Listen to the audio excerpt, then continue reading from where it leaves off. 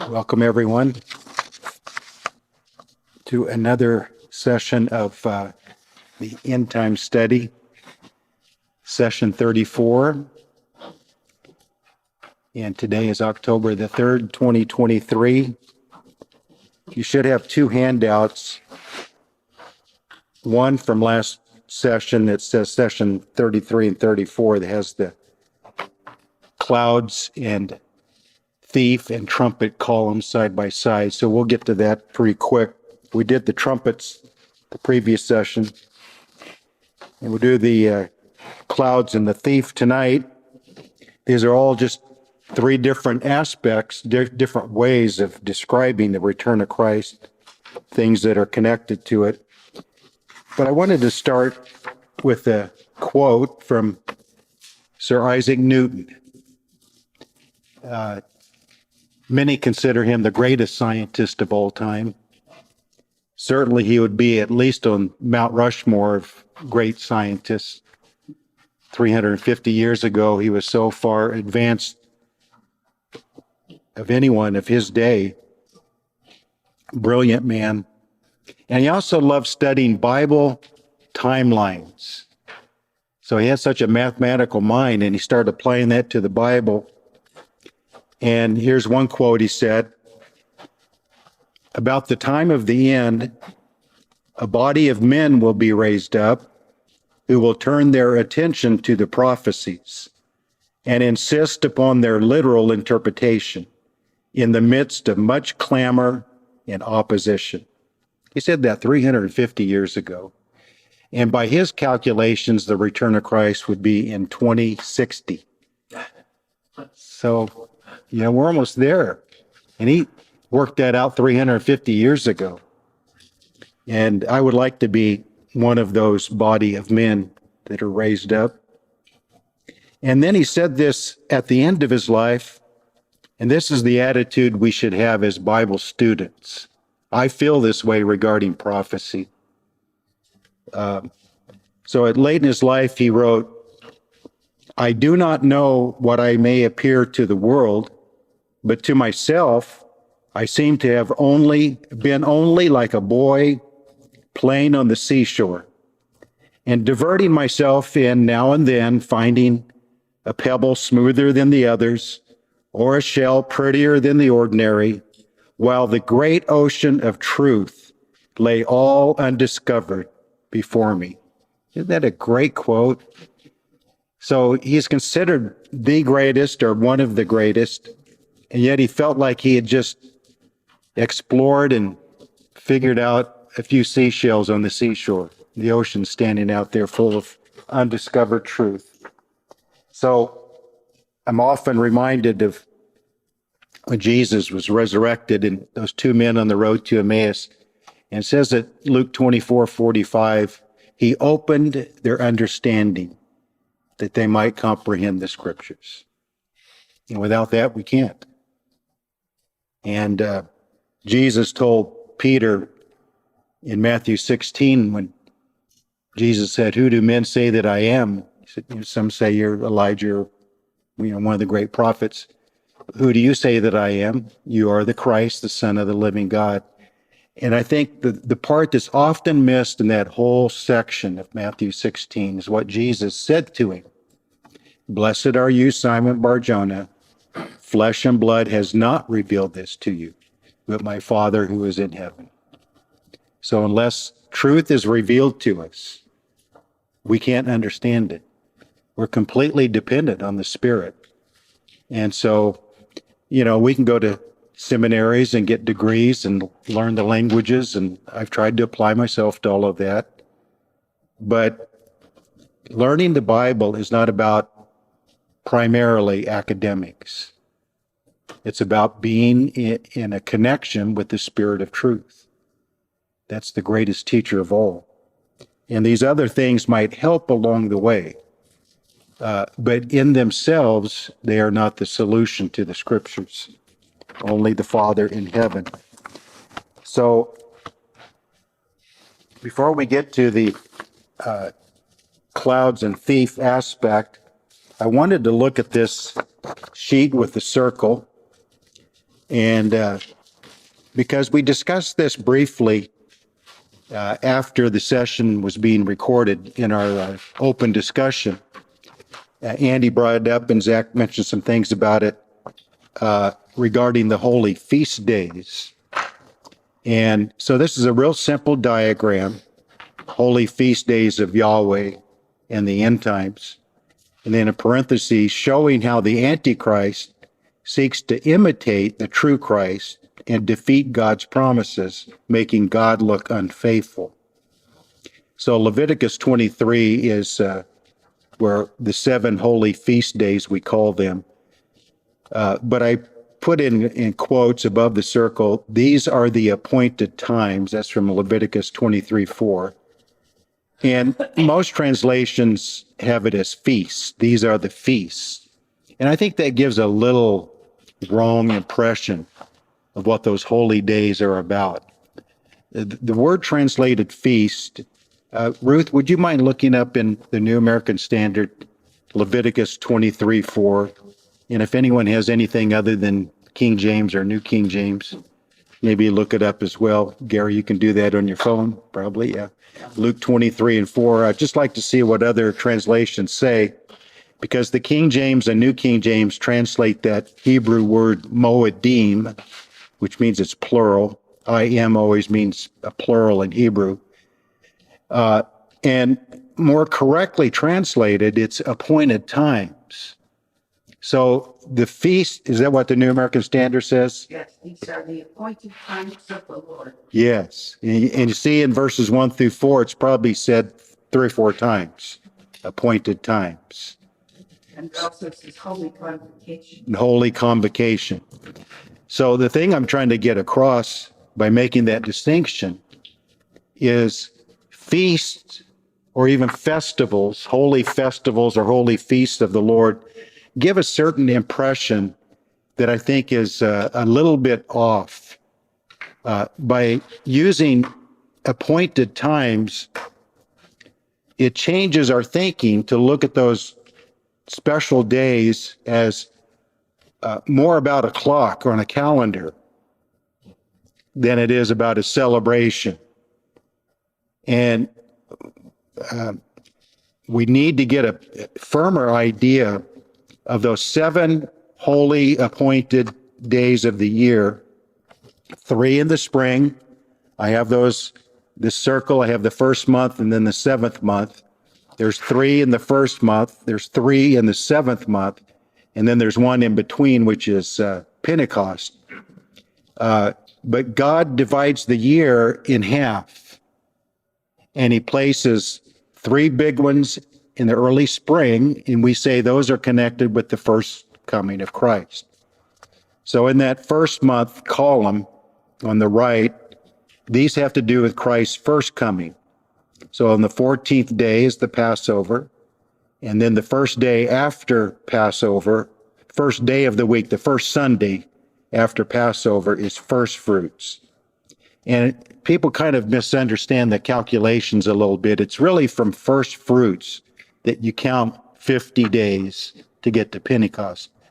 Normally we say 50 days after Passover.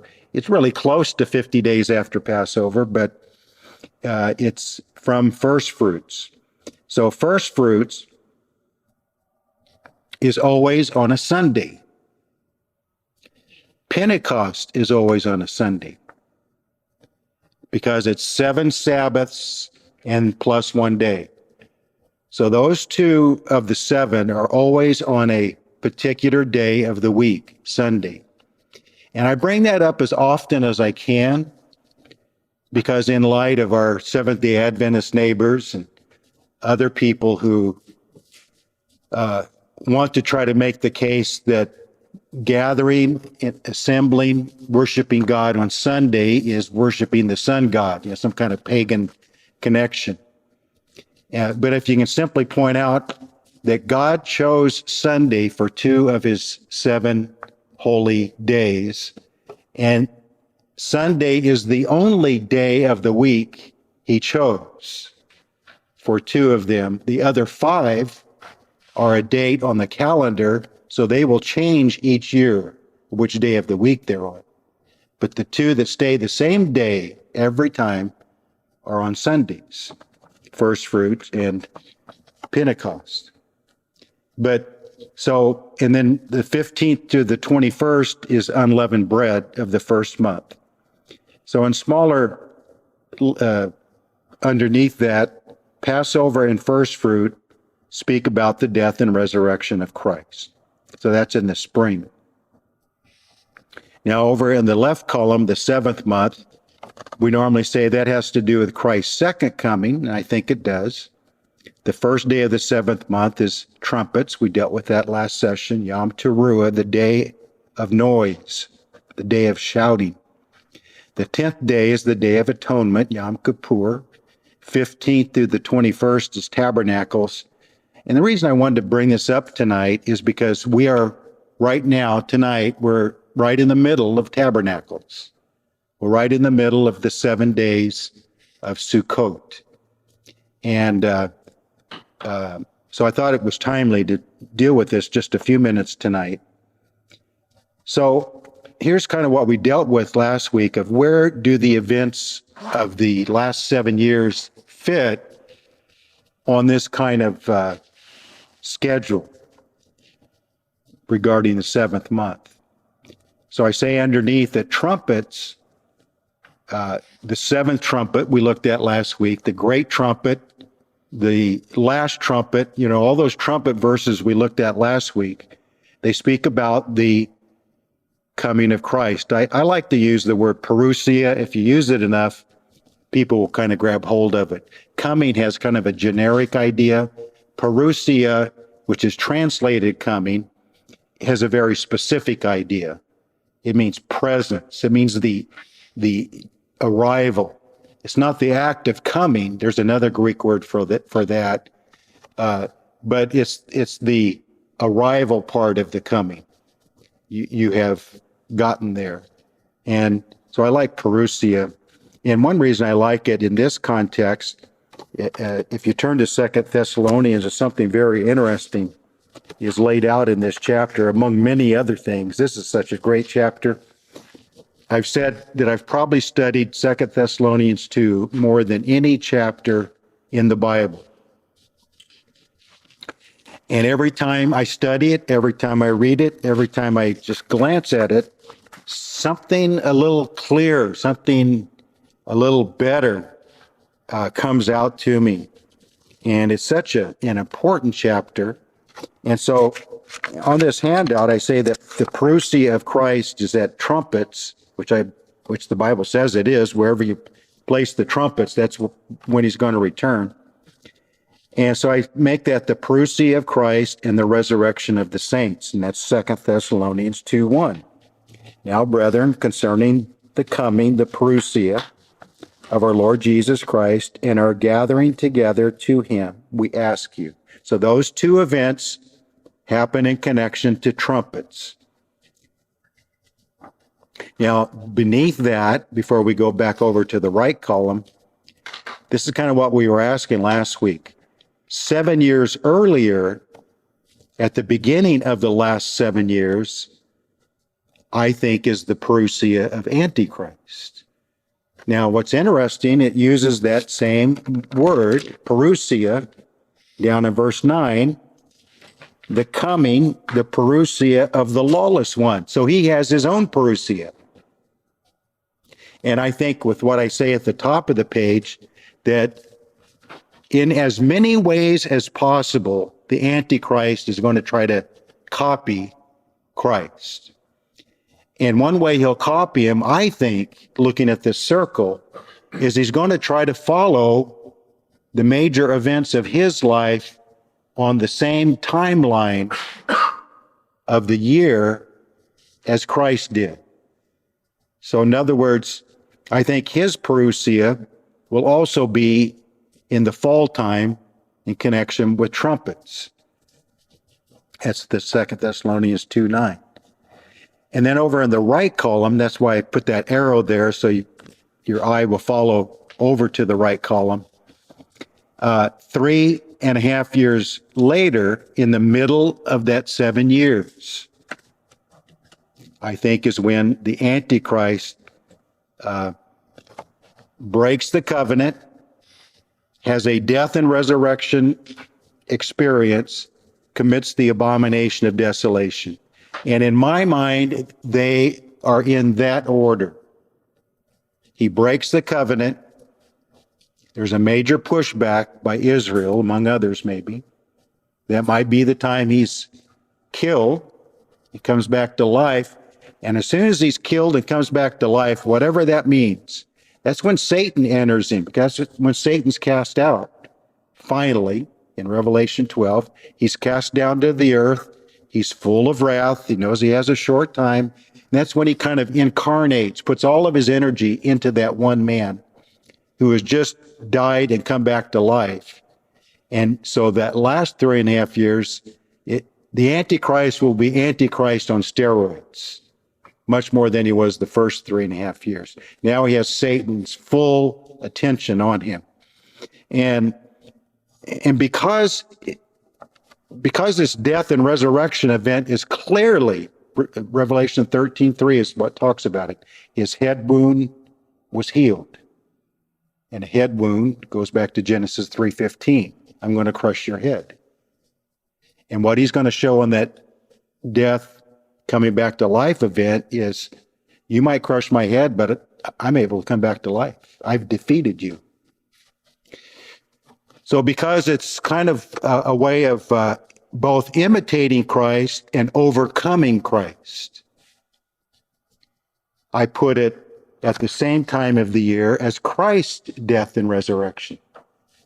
I really am becoming more convinced that the Antichrist is going to try to follow as closely as possible everything about Christ, including the timing of events.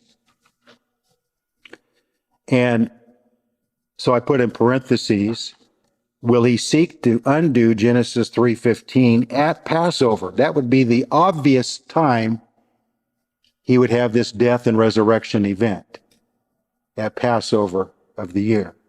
And that would fit on the circle of time, that fits very nicely into 3.5 years. His parousia is in the 7th month, go around the circle 3.5 times, you come to Passover in the 1st month. And the Bible is clear that he breaks that covenant, commits the abomination in the middle, 3.5 years in.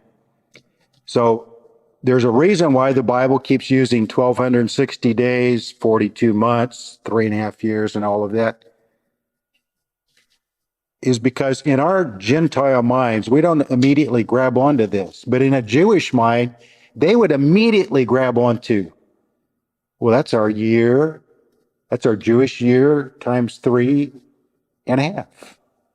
But they would see it as that circle of a calendar.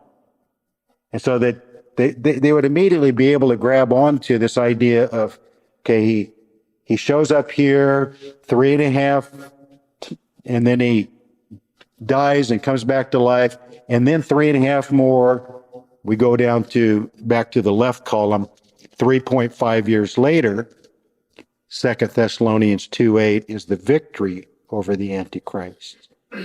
So in 2:8, what's interesting about this verse again, the lawless one will be revealed, whom the Lord will consume with the breath of his mouth, destroy with the brightness of his coming. There's parousia again. So verse 1 introduces the parousia of Christ, but the great thing about verse 8 in connection to verse 9, they're only separated, I think probably in all our Bibles, those two words, the two coming words, are separated by one word, the. And my point is this, that the parousia of Christ destroys the parousia of Antichrist. And I think there's a reason why Paul put parousia so close together. One is about Christ and one is about Antichrist, is that the Antichrist only thinks he defeated Christ by his death and resurrection event. 3.5 years later, Christ shows up and says, no, now I'm going to crush your head and you're going to stay dead. You're not going to come back to life. So I don't know if Zach would be here tonight. I'll send it to him or somebody give it to him. But This is kind of one of his main questions too, is where might all these events fit on a timeline like this? I think this works. And then underneath on the left-hand side, and I know some of this is surmising, but to me it fits, that trumpets is the return of Christ and our resurrection. The Day of Atonement, which comes right after that, I think very well might be the salvation of Israel. And then Tabernacles, which closes out the timeline year of these holy days, is 7 days, but on the 8th day, and that's where Jesus quoted in John chapter 7, on the great day of the feast, that's the 8th day, Jesus cried out, "If anyone believes in me, out of his belly shall flow rivers of living water." And the 8th day of Tabernacles, the Jews pour out a libation, an offering of water. And Jesus was just grabbing onto their practice and said, no, it's not in that ritual act of you pouring out water on the 8th day and you come out of your booze and you celebrate and you have a big party. That is a picture of the millennial, but I am the living water. And the Spirit will bring up in you rivers, bellies of living water, spiritually. So anyway, the 8th day of Tabernacles, which was their day, they came out of the booze and rejoiced and they had a big party and everybody celebrated. The Jews then kind of grabbed hold of that day, and that's when a lot of their weddings would be, because it was just naturally everyone was together, a big day of rejoicing. Let's have a wedding. So it kind of became connected with the idea of marriage. And so I put a question mark, because of course I'm not sure, that the order of things, the trumpets is his return and our resurrection, and then the Day of Atonement is the salvation of Israel, and then once that is done, Tabernacles, there's the wedding. And things are getting set in place. I also wanted to say a few things about those extra 30 days and 45 days at the end of Daniel. I brought this up before, but just maybe to repeat it a little bit. So let's turn over to Daniel chapter 12.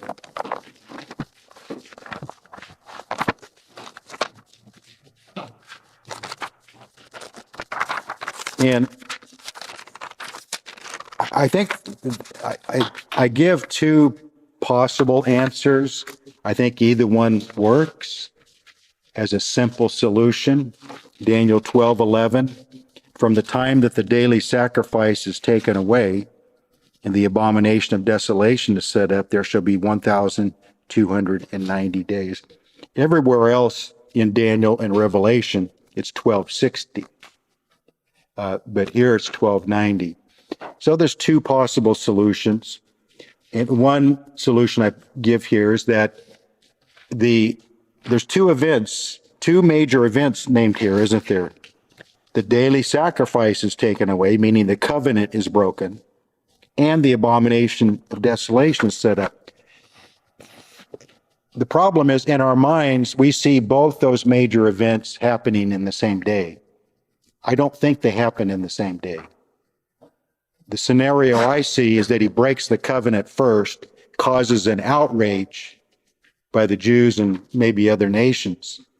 And it's during that 30 days that his death and resurrection event, and then the abomination of desolation. So I'm surmising that the 1290 might be 30 days before the middle. In other words, an earlier starting point, but the same ending point is 1260, because 1290 would be the breaking of the covenant, and then 30 days later is the abomination, and then from the abomination is 1260. So the 1290 and 1260 are actually the same ending point with 30-day earlier starting point for one of these two events. So I think that's a real possibility, because I guess both of those events could happen in the same day, but both of them are so major that I think there's a little bit of gap of time between those two events. The other possible solution is much simpler.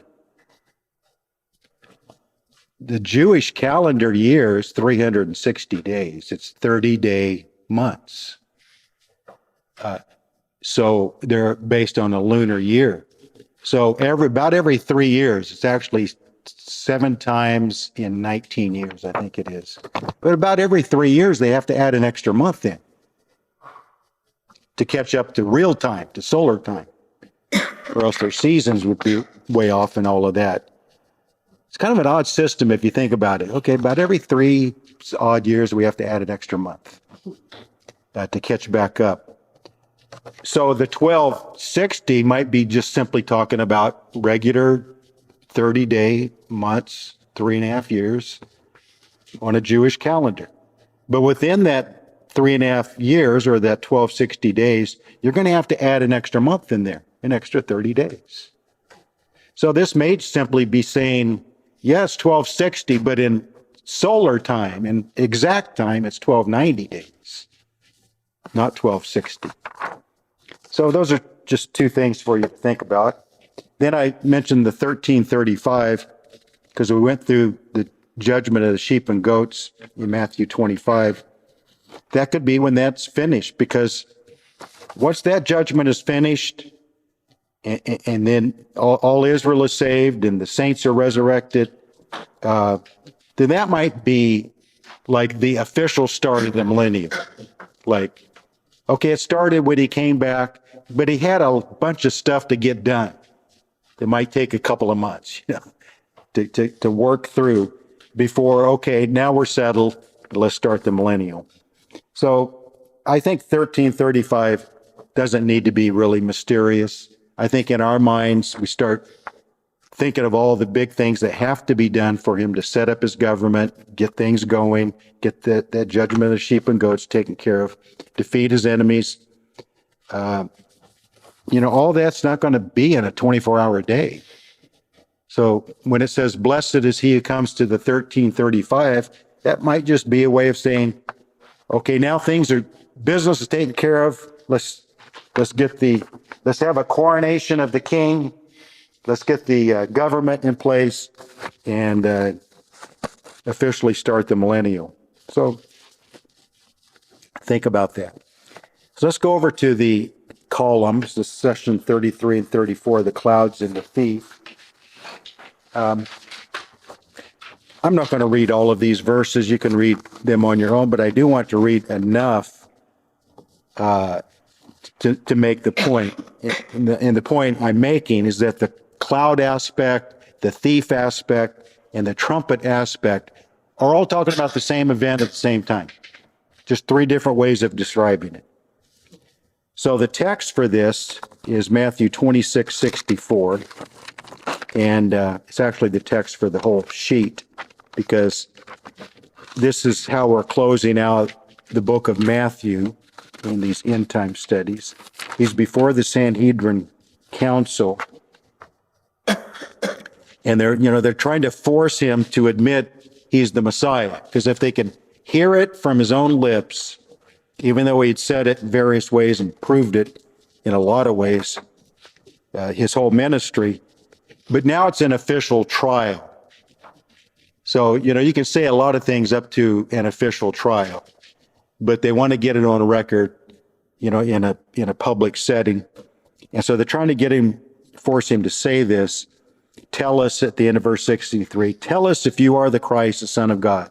You wish they would have said, being the Jewish leaders, you wish they would have said, tell us if you're really the Christ and we'll repent and believe on you.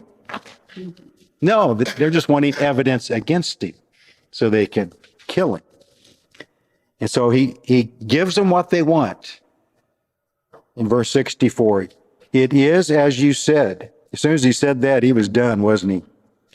Nevertheless, okay, now he's going to stick the knife in even deeper. It's not enough to just admit, yes, I am.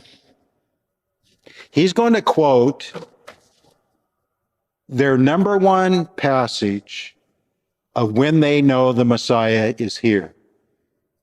Daniel 7, verse 13 and 14. And he basically says, that Messiah figure over there that Daniel talks about, that's me. And that aspect of it that he talks about here is at his second coming.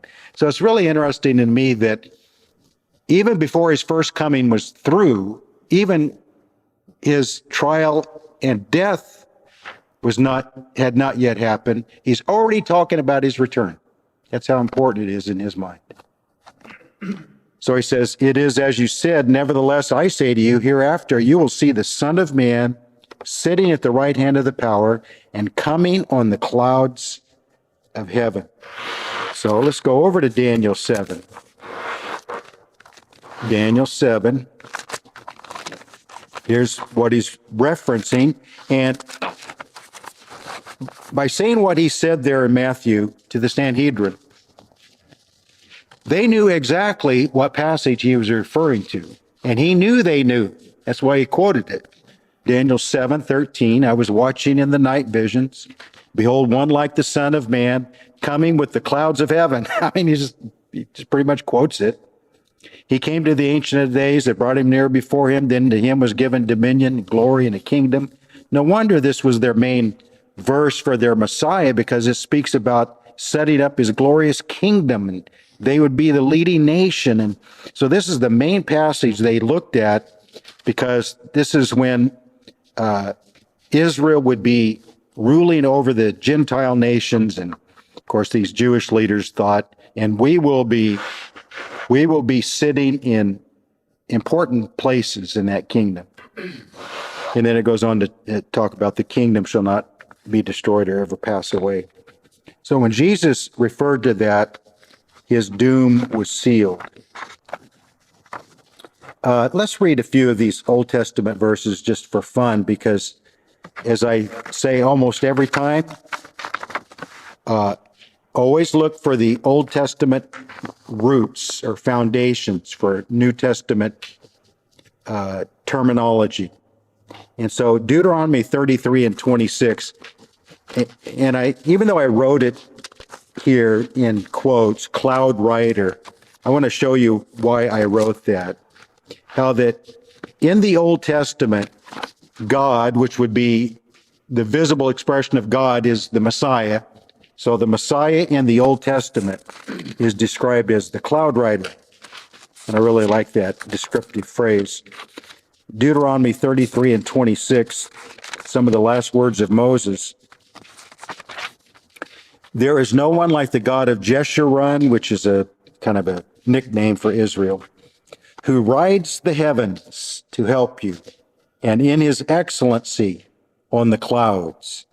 So in ancient cultures, the most powerful god, if they had multiple gods, would be the god of the storms, because that was a real scary major. They needed him for rain, scared them because of the lightning and thunder, it would flood. So the god of the storms was like, the real macho god. And so God is applying that to himself.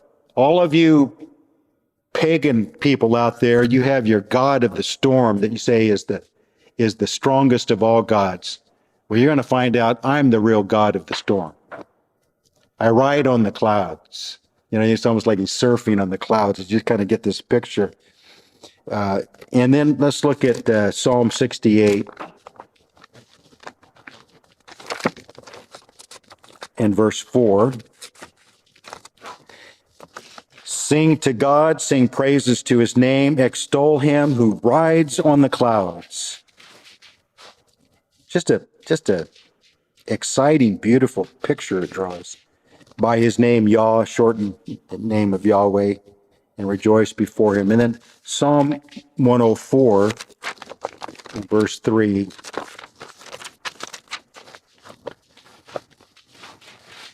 He lays the beams of his upper chambers in the waters, who makes the clouds his chariot, who walks on the wings of the wind.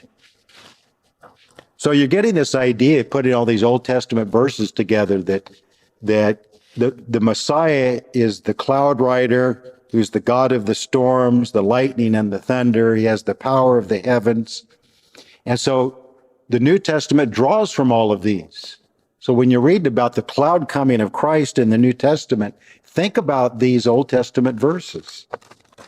how descriptive they are. Isaiah 19:1.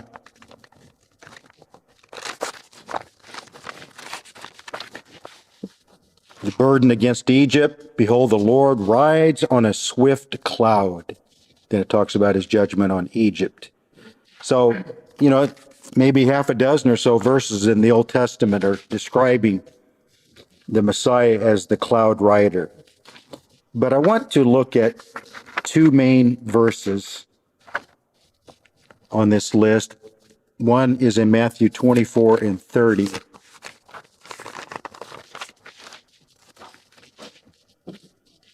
So we've looked at this passage so many times, verses 29 through 31. It gives us the time setting immediately after the tribulation. Then it gives the cosmic signs in the heavens. And then verse 30, then the sign of the Son of Man will appear in heaven. Then all the tribes of the earth will mourn, and they will see the Son of Man coming on the clouds of heaven with power and great glory. And the reason this idea of the cloud aspect is important is because most of the time in a pre-tribulation belief system that he's going to come before the tribulation and take the saints to heaven for 7 years, is the idea is painted, he only comes to cloud level. All these cloud verses. He only comes down to cloud level, and then we go up to meet him, and then he goes back to heaven with us for 7 years. He doesn't come all the way to the earth. Well, this talks about his cloud coming in verse 30 as being immediately after the tribulation of those days. So, it paints a good picture if you say, well, it only says he comes to the clouds and then he doesn't come all the way down yet. Well, if he doesn't come all the way down in his cloud coming, then he doesn't come all the way down after the tribulation, because this places his cloud coming in that time setting. And everyone says he comes all the way to the earth. So just because it says he's coming in the clouds is not trying to give the impression he's stopping in the clouds, but that's the direction he's coming from. So when 1 Thessalonians 4, which we've also looked at a number of times, and I'm fond of saying it doesn't really give time settings in this passage that a lot of people try to force into it, but that's not really a thorough way of saying it, because when you connect the terms in this passage, it is connected to other verses that definitely have a time setting. So in verse 17, we who are alive and remain shall be caught up together with them in the clouds. In the clouds. So there's the cloud coming. And then it says to meet the Lord in the air. That's where we're going to meet him. So in the air, I think I put it in here, yeah, in the clouds equals in the air. So anything connected with the cloud coming of Christ is the same thing as in the air. It's just two different ways of saying the same thing, which Paul is very fond of doing. And I would say about this cloud coming, it's the same cloud coming Jesus talked about in Matthew 24:30 when he comes with his mighty angels immediately after the tribulation. One thing about this passage in 1 Thessalonians 4 that's always one of the primary passages for pre-tribulation rapture idea, but if you really just step back and look at it, there's only one direction mentioned of Christ: descent. There is no ascent back into heaven even implied. It's one direction. He's descending. It doesn't say his descending stops. It just simply says, as he's descending, we meet him in the air. And then I've mentioned that word meet in verse 17 is a very specific word, apentesis. It's really a key word in this whole passage. It's the same word used in Acts 28 When the saints of Rome heard that Paul was on his way into Rome, they went out and met him. Well, did they turn around and go back the other way? No, they met him as he was coming into Rome. They met him outside of Rome. It's kind of like in the air. They met him where he was. He was some distance outside of Rome. They probably stood there and hugged and talked a little bit. Then they continued their trip into Rome. And that's the same word here in verse 17.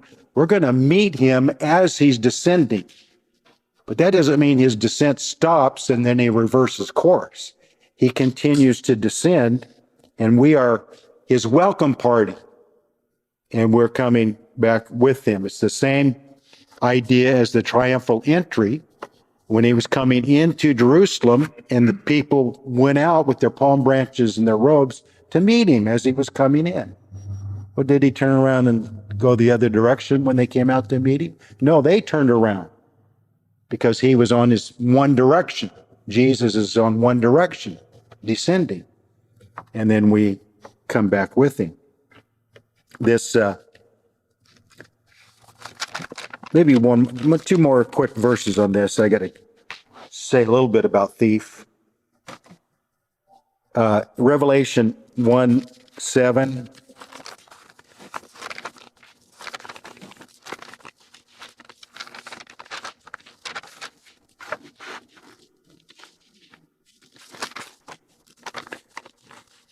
So I would tie two verses together to make a real simple argument. Matthew 24:30, when is that cloud coming? It's immediately after the tribulation. And then the other thing that is often said about a pre-tribulation rapture and coming is that it's invisible. Only the ones who will be raptured will see him. And everybody's going to wonder where everybody went, because it's going to be a secret, invisible rapture coming in the clouds. And only those ready to meet him will be able to see him. You know, all these things paint really like dramatic pictures. Problem is that picture is not described in the scriptures. Revelation 1:7, behold, he is coming with clouds, and every eye shall see him. Oh, he's hidden up there in the clouds, and no one's going to be able to see him.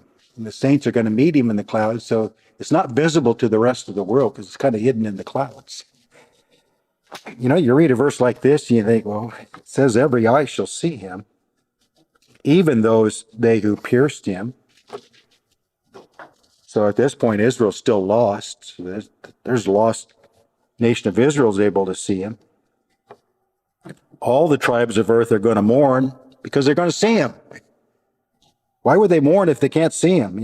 They're going to mourn because everyone's gone. They don't know where they went to.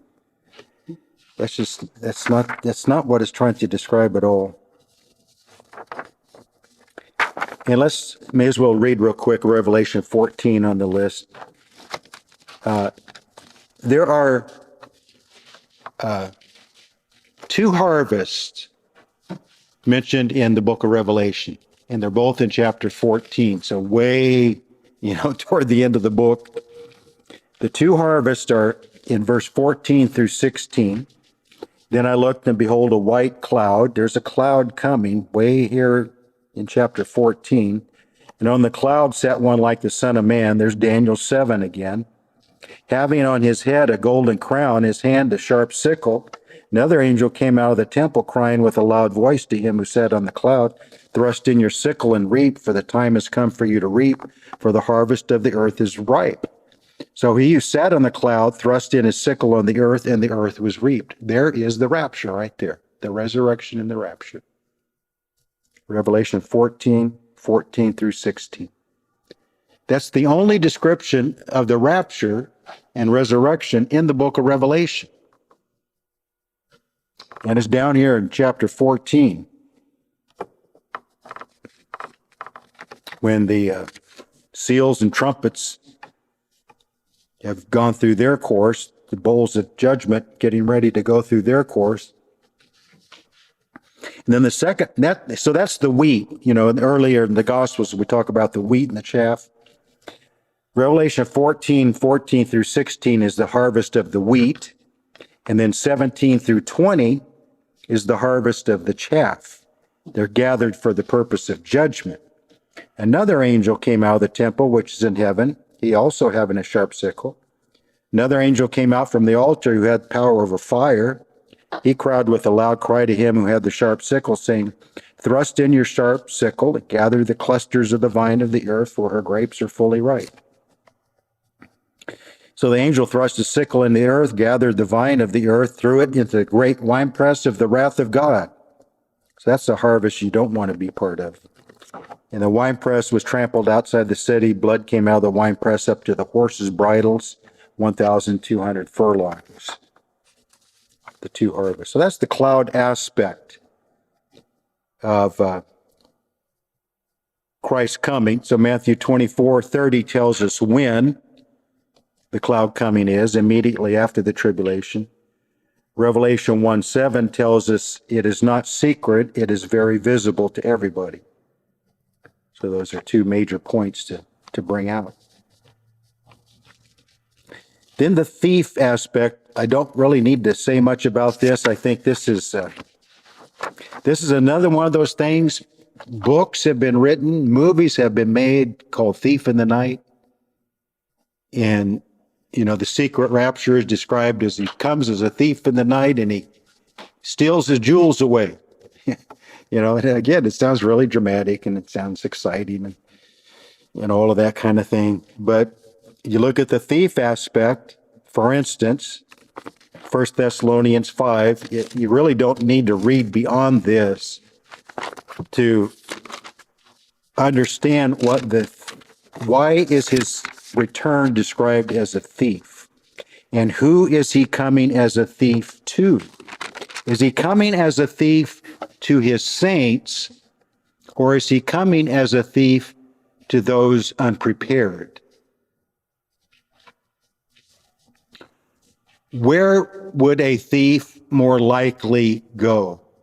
To a house with locked gates and all kinds of electronic equipment, bells and whistles and lights and everything that go off if somebody comes around your house at night? Or do they pick that house on the corner that has no locks on the gates and has no security alarm and leaves their windows open at night and their doors unlocked like we used to do growing up? Which one of those places would a thief more likely go to? And so you just apply that to Christ. Why does he talk about coming as a thief? Well, he says here, verse 2, 1 Thessalonians 5, you know yourselves perfectly that the day of the Lord so comes as a thief in the night. Well, first of all, we know the day of the Lord is post-tribulation return of Christ for judgment to set up his kingdom. The day of the Lord is not the 7 years. It's not before the 7 years. The day of the Lord is after the 7 years. Clearly taught in the Bible. So the day of the Lord, whenever that is, comes as a thief in the night. For when they say, not we, when they say peace and safety, then sudden destruction comes upon them, as labor pains upon a pregnant woman, and they shall not escape. But you, brethren, are not in darkness, so that this day should overtake you as a thief. And yet, authors have made millions of dollars writing a series of books, The Thief in the Night, and other related books that says that Christ comes as a thief in the night, pre-tribulation, to secretly rapture his people out. And then I read a verse like verse 4, and it's telling me that his thief aspect has nothing to do with the saints because they're ready.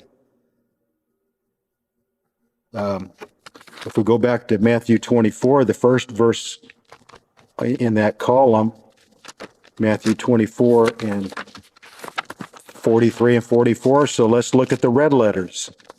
See what the red letters say about a thief coming. 43, Matthew 24:43. But know this, if the master of the house had known what hour the thief would come, he would have watched and not allowed his house to be broken into. So the thief is not going to break into the house that's prepared for the thief. The thief comes to the one unprepared. Therefore, you also be ready, for you, the Son of Man is coming at an hour you do not expect. Let's just read these couple of passages in Revelation, and we'll close out. Revelation 3. This says it as clear as any place in the Bible. Revelation 3 and 2. Be watchful and strengthen the things which remain that are ready to die, for I have not found your works perfect before God. Remember how you have received and heard, hold fast and repent. Therefore, if you will not watch, I will come upon you as a thief. So he's not coming as a thief to those who are making preparations. And then finally, in 16:15, so clearly we're way toward the end of everything that happens in Revelation, chapter 16. And he still says this late, 16:15, behold, I am coming as a thief. Blessed is he who watches and keeps his garments, lest he walk naked and they see his shame. So the contrast is one who is watching, he's not going to come as a thief. But the one who is not watching, he's going to come as a thief. Then I had a few more verses that has like first cousin words. Luke 21:34, unexpectedly. Luke 21:35 as a snare. Goes back to Isaiah 8:14, a trap and a snare. So just use this as a reference. Study it out for yourself. Make notes. I have extended studies on each of these three that I'll send out when I notify people of the video. If you want to do an in-depth study that I have. So I think we'll go ahead and stop there, Gary, because hopefully something I said will stir up some thoughts and questions.